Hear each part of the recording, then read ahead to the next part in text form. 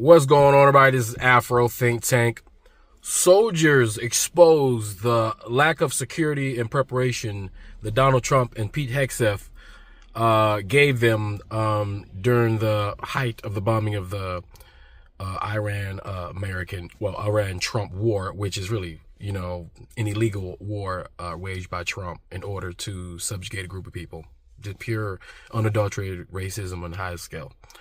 All right, and troops who normally don't speak, they normally don't talk, because that's one thing about being a troop, a soldier, a Marine, a sailor, an airman, is that you're supposed to stay nonpartisan, at least in the public.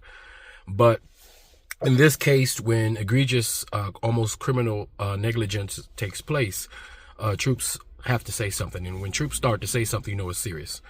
And as you will see, that these troops, with 6 troops died, unfortunately, we would have to celebrate their life during Memorial Day, which they should have been alive, and they should have been celebrating Veterans Day, and they should have been celebrating our fallen soldiers who fell in the past, and they shouldn't have been amongst those ranks. But because of the criminal ineptness of Donald Trump and his white supremacy and his authoritarianism, we have troops who should be alive today who are not, right?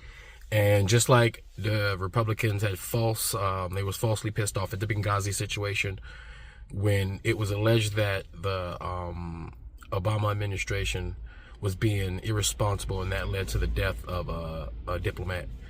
And with that same energy, we should be giving the same amount of energy to the Trump administration for not providing these forward operating bases with the security necessary, in this kind of situation. Because I know, as a military professional, as expert in homeland security and counterterrorism, I know that before you do any type of major operation, you have to assess your enemy. And we've already known that Iran was fully capable of hitting our satellite sites around the Orient, and that because they can't hit America, they have to, the only, reasonable target will be our satellite sites, which were left vulnerable, unprotected, unprepared.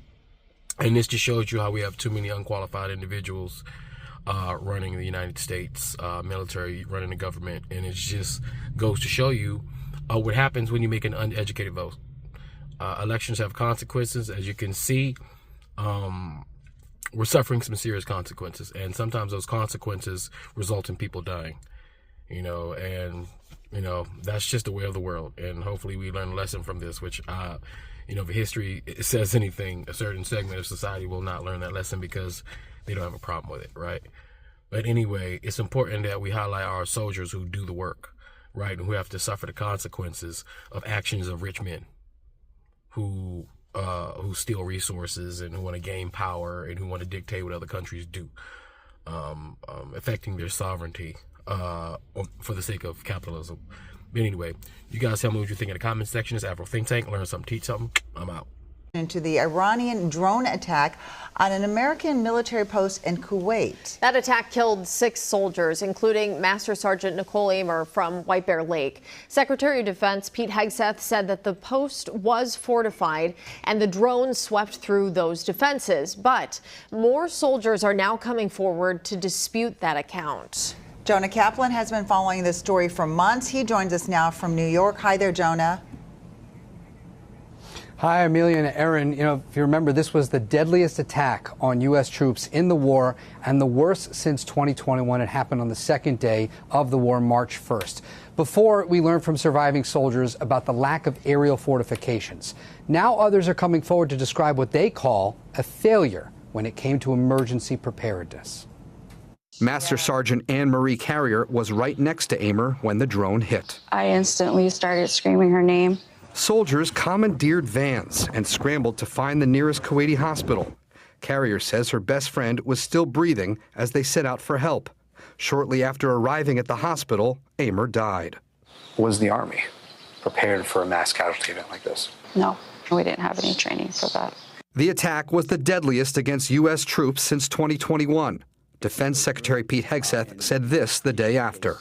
It happened to hit a tactical operations center that was fortified, but these are powerful weapons. But Ramsbottom is one of 8 surviving soldiers who told CBS News something different. We had no overhead protection. We had a tin roof. That was all we had. Jonah, how has the Pentagon responded to all this? Look, this was obviously something that we have talked about, and we put it to the Pentagon. And actually, we got a pretty lengthy statement yesterday. And the statement says that no plan is perfect, but the idea that there was any kind of gross negligence or that there was kind of an ignoring of the safety of the soldiers is unfair and inaccurate. And the Pentagon did say, though, that they did take measures to protect troops. But of course, what we're hearing from these soldiers is that it wasn't enough. Jonah, why do you think the soldiers are talking on camera about this?